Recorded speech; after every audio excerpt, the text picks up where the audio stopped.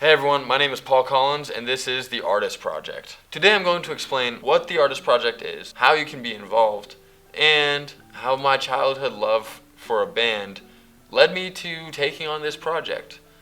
So to start, let's rewind the clock. Growing up in a middle-class family in 21st century America, we of course took part in one of the most essential trends.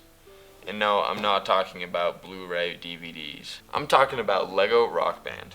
As I channeled my inner Eddie Van Halen as I shredded away at a plastic toy, I found A-Punk by Vampire Weekend to be one of my favorite songs. This sparked an even greater love for the band Vampire Weekend. At the time, Modern Vampires of the City was on the radio. I had the album on Apple Music, and life was great. Then, they broke up and dropped off the face of the earth as far as I could tell, and my heart was crushed. 3 of my favorite albums from one band. They only had 3 albums. Then to my surprise, in early 2019, they released a few singles, announced an album, and went on tour. My girlfriend bought me 2 tickets to the concert my senior year of high school. Long story short, we broke up, I kept the tickets, and so my cousin actually got an invite, and we went to the concert in October of 2019. To this day, it is hands down the best concert of my entire life. Like, not even close. As my obsession grew, I started following Ezra, the frontman of the band, a lot closer. He'd been dating Rashida Jones like forever. I stumbled upon his Apple Music radio show called Time Crisis. Fast forward to August 2022. I found an episode all about Bob Dylan. I knew nothing about Bob Dylan and wanted to learn about him before I would jump into the podcast episode. I promised myself that I would listen to every Bob Dylan album ever before listening to the episode. Nobody told me he had 40 studio albums. I quickly got to work, and I listened to as much Dylan as I could. I listened as he went from folk to rock. He became an icon for social change. He got divorced like twice, and I myself burned out listening to him like 5 times along the way. I stopped right around the 30 album mark. After months of listening, I queued up the Time Crisis episode to finally hear what they had to say about Bob Dylan Greatest Hits Volume 3. It was so underwhelming.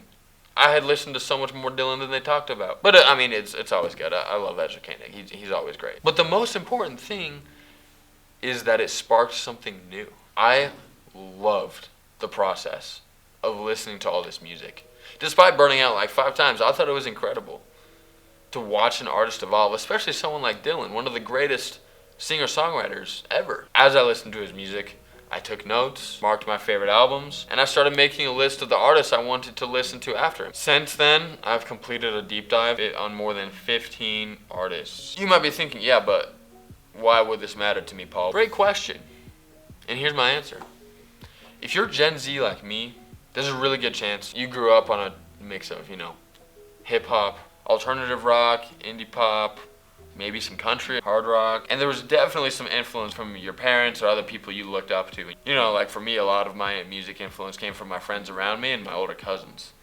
In addition, I got into classic rock, like what my parents listened to from the 80s. But now, I think I might have something to offer. You see, my music interest has broadened greatly. I'm no expert. I've watched some documentaries. I have read plenty of Rolling Stone articles. And I've listened to a lot of music. And honestly, it blows me away with most of these artists, how much I realized that what they did influenced what musicians do now. These old people walked so Taylor Swift could run. They were running. They were incredible too. As some of these artists have studied, contemporary artists, it's made me understand where they came from. If you look at it, U2 led to Coldplay, led to One Republic, led to Imagine Dragons. There's no Imagine Dragons without U2. Do you see this? So, to my generation, Gen Z, Gen Zoomers, Zoomies, the Zoomiest generation, and maybe to some millennials, and maybe even you, iPad kids. You think I got Riz? How old are you? I'm 13. He's old enough. Do I got Riz? I want to give you, for each of the artists that I studied, 1, a summary or history of the artist. 2, share with you insights from my experience listening to them. And 3rd, which of their music I would recommend you listen to. My personal picks for you. This music might be a list of albums in addition to my own playlists. Yep, that's right. As I've listened to each of these artists, anytime I like a song off any of the albums or EPs that I listen to, I take the song, I add it to a playlist. that playlist is yours. I'll make sure to post them if you have Apple Music or Spotify. Beyond that, I can't help you. You need to see someone about that. So, over the next, I don't know, forever, I will be uploading on YouTube once a week. Every other week, you'll get the rundown on one of these artists. Whether it was an influencer from the past or maybe a more contemporary artist, I'll give you the rundown of what I learned from listening to them. The other week, I'll be posting vlogs, maybe some music-related videos, really whatever I feel like posting. This is my channel. Dance if I wanna. It's my party, dance if I want to. So, we'll be starting off next week with the rundown of Bob Dylan. Make sure to like this video, subscribe to the channel, and turn on that notification bell so you always get updates of when I'm posting. You can also follow me on my Instagram and TikTok. I'll make sure to link those in the description as well. See you next week when we learn all about Bob Dylan and how he influenced the Beatles, Mac Miller, and honestly everybody. Thanks for watching. My name is Paul Collins, and this is The Artist Project.